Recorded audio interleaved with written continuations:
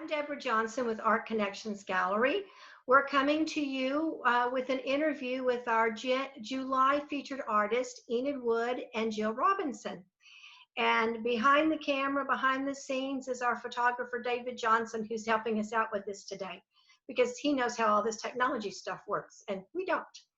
So we're excited to be here. These two artists are incredibly talented, award-winning artists, and we're pleased to be featuring them in July. As you all know, we're sort of in this COVID-19 mess, and so we're all at our home in our studios, and we won't be having a live, a real reception at the gallery for this, so we wanted to do some extra things. So today we're kicking off with this recording that we will be sharing all over the place. That's where you will have found it. And we will be on July 3rd is when the show will go up. There will be work at the gallery if you can come to the gallery on the square in LaGrange. It will also be on our online store at shop.artconnectionsgallery.com. And I'll tell you that again at the end. But between July 3rd and the 11th, we're going to be having a preview sale of 20% off of everything that the ladies will have in the online store. And then we will have our big opening on Sunday, July 12th, live on Facebook from 7 to 8 p.m. We'll have live music. You'll be able to see a lot of that. We'll show you a lot of their pieces, and they will be with us through commenting, so you can still ask questions if you don't get them, if something piques a question today. So right now, I would like to introduce Enid Wood, who is from Bastrop, Texas, and she is a pastel artist. And Jill Robinson, who is from Austin, and she does gourds and alcohol ink paintings. So hello, ladies. Thank y'all for joining us today. Hello, Deb. Okay, well, to get us started today, ladies, what I'd like to do is ask each of you to tell us a bit about yourself, your history, and how you came to be the professional artist that you are today. And why don't we start with Enid Wood? Thank you, Deb. I'm so happy to be an artist. And when I was a kid, I couldn't ever decide whether I wanted to be an artist or a musician. And so life gave me a chance to do both. So after graduating from college with a degree in art, I became a violin teacher for 40 years. Oh my. And that was rewarding and wonderful. And I just retired from that this spring. But when my husband and I moved to Texas in 2008, he said, could we have a rule in Texas, no violins after dark? And I said, yes, we could have that rule. So I decided that what I would do is paint. So I already had a lot of pastels, a lot of pictures in my camera that I wanted to paint, and I started painting full-time in 2008. Wonderful, thank you. And now let's move to Jill with the same question. I actually started in loom weaving like 40 years ago, and then went into basket weaving. I wove baskets for 30 years and taught basket weaving. And then about 15 years ago, I was exposed to gourds and began to slowly incorporate a lot of the textural effects into gourds. I took a lot of classes. I continue to take classes because I think there's always a benefit. You can always learn from everything and everyone. So I now solely do gourds. I'm all about texture. So you can see from fabric to baskets to gourds, it's all about texture and nature for me. So there you go. Great. And I also know that you are a large proponent of small businesses, having led the Texas Downtown or the Texas Main Street. I always get mixed up. One of those. Right. I was assistant director for the Texas Main Street program for 12 years. So she is a big supporter of small business. Okay, let's go with Jill on this one. So I want to say that both of these women are award-winning artists. When you go in their studios, it's just racks of ribbons. It's pretty exciting. And so I wanted you guys to tell us a little bit about the accolades that you have gotten for your art, some of those winnings. Jill, we'll start with you. I have won first place. I don't do this well talking about awards, but I've won lots of first place ribbons in basketry and in gourd art. Lots of firsts and some seconds usually. I have won this gourd, and I'll probably talk about this in a little while, has won lots and lots of awards. So I'm always very humbled because there is always such a great amount of talent at these competitions. So yeah, I've been winning awards in the gourd field for probably the last 7 years. I've won numerous first place. So I'm really privileged. And where do you show with the gourds? Where are these shows? There's a Southwest Gourd Art Festival, and that encompasses kind of the Southwest United States. The actual location is the Kerrville Arts and Cultural Center, because one of the best gourd artists in the nation is actually in Kerrville. And so she kind of got that started there, but it encompasses gourd artists from most of the Southwest United States. And so I've won many awards there. Also the Texas Gourd Festival, where there's a huge amount of talent. And then also the Arizona Gourd Festival, which is the biggest in the nation. And they have 10,000 plus people attend this. It's pretty amazing. So I feel really privileged. I won 2 first place there this year in the masters category. So I was really privileged. Great question. Thank you for that question. Yes, I think it's this show that's a major goal for me, to have a show that's about one theme, and all paintings that were painted within a 6-month period, except for 2. But I did a body of work for the show, and it's all work that the scenes demanded to be painted. Just when I saw them, they said, paint me, and I painted a show and planned the show as a unit, and I get to hang it at one of my favorite galleries, Art Connections. Thank you. And Jill, how about you? Out of all of your accomplishments, what is the most meaningful for you? Well, I would truly have to say that going from 8 to 5 state job to becoming a full-time artist is my biggest accomplishment, because that was really my goal when I retired. We'll go with Jill on this one. What is your primary medium or mediums, and what drew you to that medium to start with? Right. As Deborah said in the beginning, my 2 mediums are gourd art and alcohol ink paintings. My primary medium is gourds. And if you're not familiar with gourds, they come in lots of different shapes and sizes, from this kind of shape to this huge shape, and lots of small, large, everything in between. And my goal with the gourds is to enhance the natural shape of the gourd. And so as best I can, I try not to cut them all off and make them into bowls, unless they are already bowl shaped. But I actually try to work with the shape that's there, and you can really see it in this one. This was a bottle gourd that has bulbous in the bottom and bulbous in the top, and try to enhance that shape and make that beautiful in and of itself. Wonderful. And then the alcohol inks came from? Actually, I was painting on the gourds. A lot of the painting on the gourds is also alcohol inks. And so I started doing that originally, which is very backwards from anything anybody else does. They always start on paper, and then we'll begin doing it on gourds if they do that.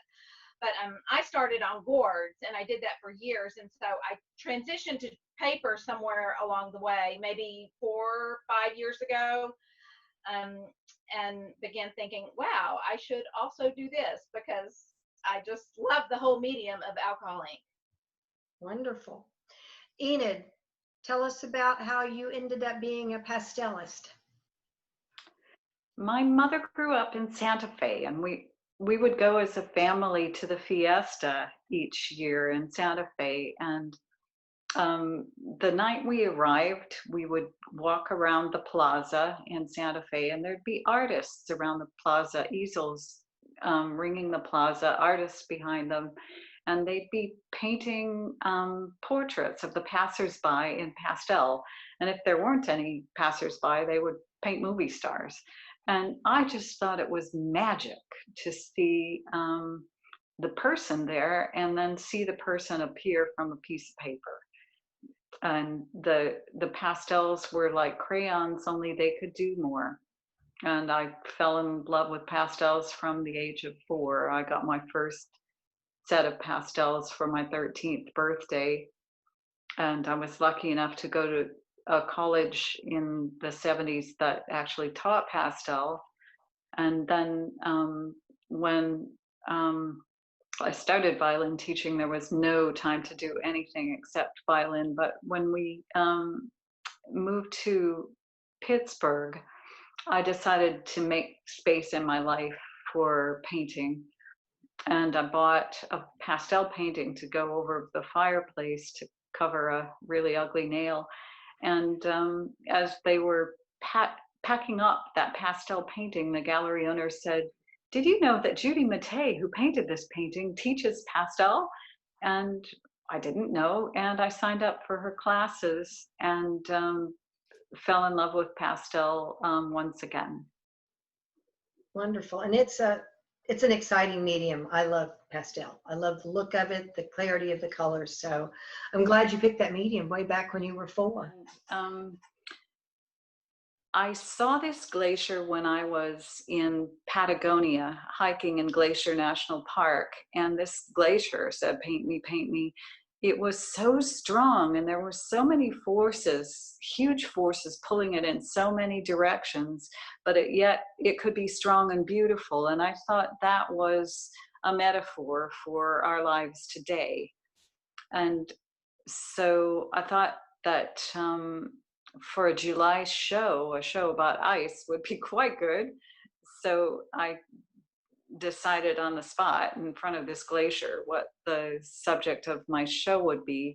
And then I thought, with all those cool colors, all the blues, maybe it would be boring. So I started the painting with a ground of gamboge watercolor, which is the yellow, saffron yellow of monk's robes, a really gorgeous color. And so I just painted that watercolor all over my piece of paper. And then I started putting the pastel on top of that. And it did glow a bit like sunlight. And then it had another effect that some of the warmer blues looked absolutely purple next to that gold watercolor. And so that was super fun. Wonderful. And it's a beautiful piece. And Enid has named her show Cool. And so for the show, which is combining both Enid and Jill's work, the gallery is calling it Hot Summer Cool Art, because Enid's work is obviously cool in temperature and in the colors, and Jill's is just flat out cool, period. So Jill, why don't you show us one of your pieces, and if you tell me the name and a little bit about that piece. Okay. Are you wanting me to talk about processes at this point? If you can, because that's really kind of the next direction we were going, was to talk about materials and your process. Okay. Okay. I do use lots of processes. That's texture is one of my favorite things, as I mentioned. And so different textures require different processes. So for instance, this gourd here is called Durango. It's got lots of different, it's almost a sampler of different techniques. And so this technique right here, I'll hold it up here close. You can see all that nice fibrous texture there. That's actually the inner fiber of prickly pear cactus.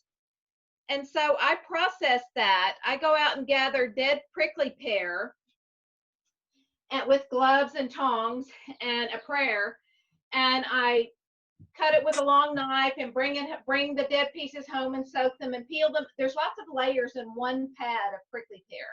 So I peel them apart in layers and hopefully don't get stuck too many times, but you will get stuck. Anyway, it's a long process to get to that point, and then another process to carve an inset into the wall of the gourd, whether it's this way or in other gourds I'll do a more circular angle like this, and this is also, can you see that there, the cactus fiber there. So that's one of the textures I use. I also love using natural stones, and so I keep lots of natural stones. You can see this a little bit, but I keep them on white trays in my studio so that I can refer to them often, because I often start with the board and the stone and work from that to create a whole piece. I also like to focus on highlighting textures from nature. And so this again is highlighting cholla cactus. I carved this in the wall of the gourd though, but this is dried cholla cactus. And so this is the inspiration for the carving that I do here. And I call that cholla treasure because it's got a little treasure here of red jasper. So anyway, I use pine needles at the top of a lot of my gourds. They're really long pine needles from the eastern United States. These are a lot longer than our Texas pine needles. This is a gourd in progress, so that this is where I feed in the pine needles, because you can see the coil will run out, so I keep feeding the pine needles in. These are carved bone beads. This is an electrical process I do on the gourds. I burn these little fractal tendrils into the gourd with this machine I have here. I call it my laboratory because it's quite dangerous, and these are electrical probes here. I plug it in. I use an baking soda to conduct the electricity on the gourds, and then I put these two electrical probes on the gourd and burn those electrical pathways to look really cool, and then you end up with all those electrical tendrils. So those are some of the processes right off the bat here that I've got. So I do a lot of wood burning in the gourds as well, painting. You also carve with your Dremel tool, and as I recall, you have to wear a respirator when you're working with all of this. I wear a mask with everything. I do lots of carving. I do have a kind of a professional version of a Dremel tool that I carve with, and I do that all the time. I do this kind of coral carving here. That's what I call it, because it looks like coral when I get through with it. But again, that's in the wall of the gourd.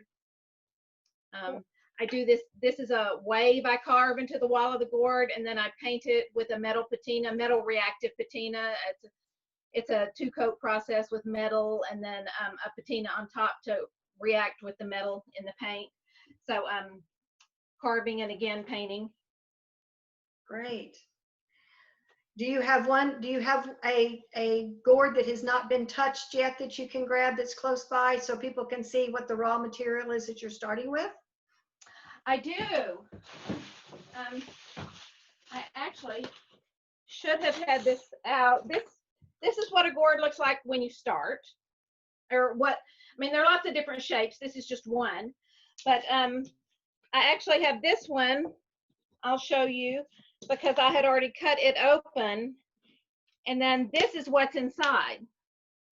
So this is what I have to work with. It doesn't I don't cut it open and it's all pretty inside. So I have to work with, I have these hand tools here that are sharp.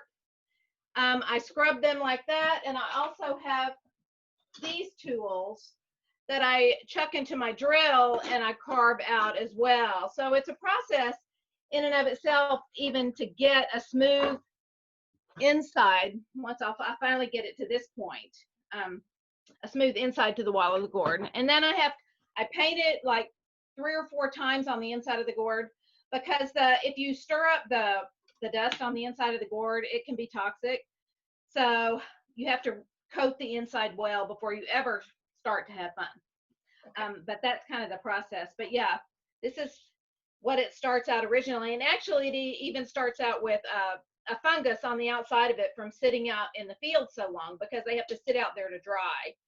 So I have to soak the gourd in wet potting soil for 2 days to loosen that and scrub that before I even get to this point. So it's definitely a process.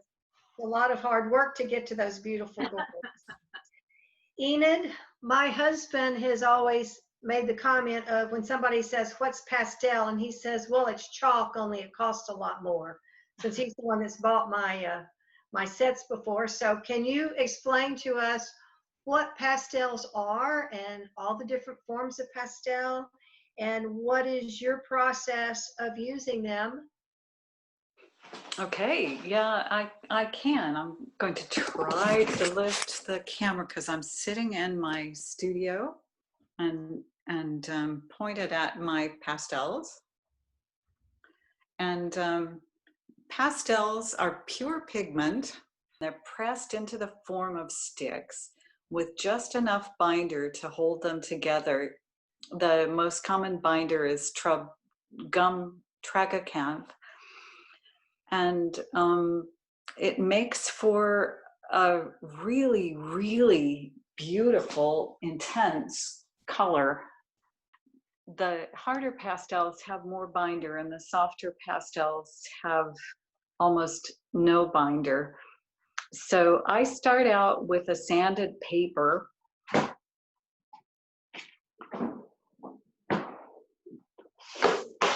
And this is my favorite sanded paper, and it's called Wallace Belgian Mist. The Belgian Mist is the color. It's sort of like a color of a cloud. And it's some marble dust that's been attached to archival paper. And tragically, my favorite paper is no longer available because the marble quarry in China that produced that dust that I love so much has closed, and they tried a lot of other quarries and it was different. But that painting glacier is on my favorite paper. And I have tried other papers, and there are other papers in the show, and they are again have marble dust, but they have an acrylic coating so that you can have some color, and you can either have a fine tooth or a coarse tooth. And tooth is like the peaks and valleys in your fingers. If you got big deep valleys, then it's a coarse tooth, and you're going to have to really put a lot of pastel on it to make a painting. And if your tooth isn't very deep, then you can get a lot of fine detail, and you won't be able to put as many layers on. So I like quite a bit of tooth because I like layering color. I just love to see how colors behave next to each other and on top of each other. So how many pastels do you have? When I go out into the field, I take 1,000, and that's a backpack full or a rollerboard full. And in my studio, I have no idea how many I have. I will try to bring this to the table where I put my pastels for my big glacier painting that's in the show. So the painting tip of the iceberg used all these pastels, and then these pastels that are pan pastels, that's just pure pigment pressed into a pan. Again, tell us about where you find your inspiration for your work in general. So we know this show has the glaciers, and we'll talk about that in a little bit, but where do you find inspiration in general for your work? It's just color. When I see a color that I love, then it makes me want to paint. So the glaciers, I always had heard the glaciers are very, very blue, and it's true. And there's so many different blues in the glaciers. And when I was at Glacier National Park in Patagonia, I thought, I think I have pastels that are exactly that blue. I think I can do this. So whenever I'm painting, it's usually a color that says, oh, paint me, paint me. I'll switch the camera around because this is one of my paintings. And guess which color? So when I saw those pumpkins at the HEB parking lot in Houston, I thought, well, I've got to paint that. Yeah, so it's color. In fact, I recall you telling me that some of your floral paintings are just grabbing a photograph at Central Market in their floral department. That's right. And I'm painting a lot of florals these days because I can use so many colors when I do that. And as you could see from my set of pastels, I have a lot of colors. Yes. Jill, so you told us about how you start with sometimes a stone in the gourd and get your inspiration from there. What other things give you inspiration for your work? You know, I'm looking for pattern all the time when I'm out in the world, whether it's on metal or on a building, wherever. I'm always noticing a pattern, and I can take it home and either carve it, wood burn it. So I'm always taking pictures of different patterns, or maybe in patterns in nature, as well as texture, whether it's texture in leaves, or like you saw, the texture in cactus. So those are kind of my main inspirations, as well as do you have a theme with this particular group that you're bringing into the gallery?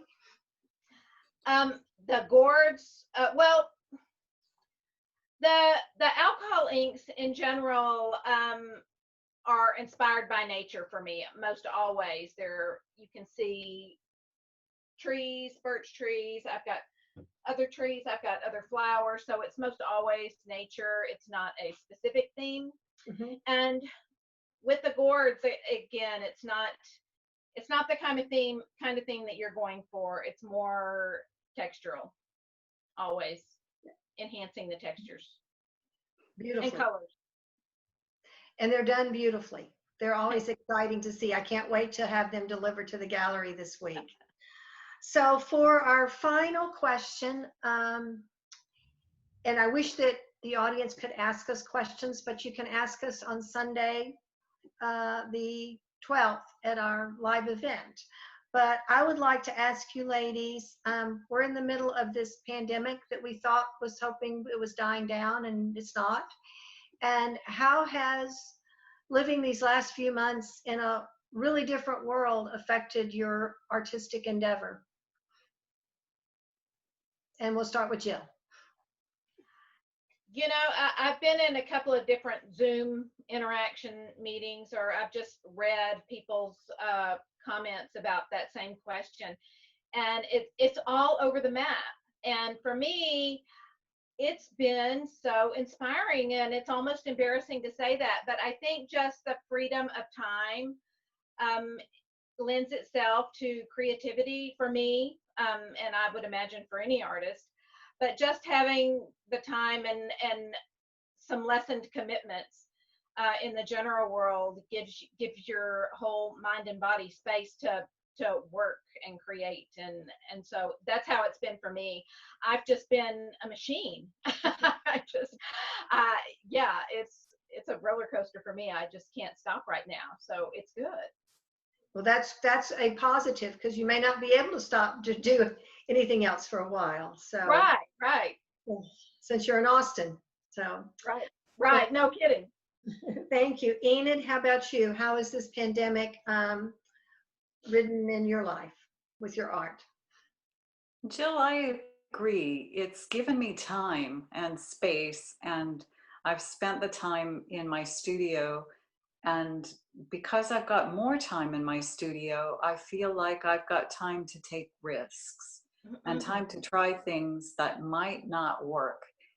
And so that's been exciting. And because I get into the studio every day, I like what's coming out of the studio, and that makes me want to go into the studio the next day. So I'm finding it artistically rewarding. And then I'm posting the pictures that I create online, and making connections with other artists all over the world. And it's amazing the kind of connections that a piece of art can forge between two people without words. And then when you add words to that and stories, it's really exciting and moving and meaningful. Well, that's great. It's good to see positive things coming out of our world right now. And I think a lot of us have had time to do some of those things that we wanted to do. Unfortunately, mine wasn't making art. Mine's learning how to do stuff online in order to promote all this wonderful art, because I want as many people as possible to see your pieces.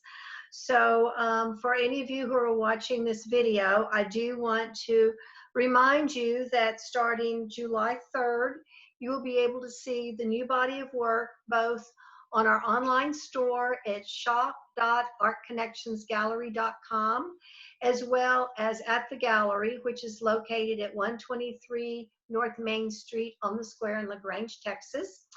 And if you're in Texas and you're looking for a little day trip, LaGrange is within a few hours of Dallas, Houston, San Antonio, and Austin. So you can pop down and see us.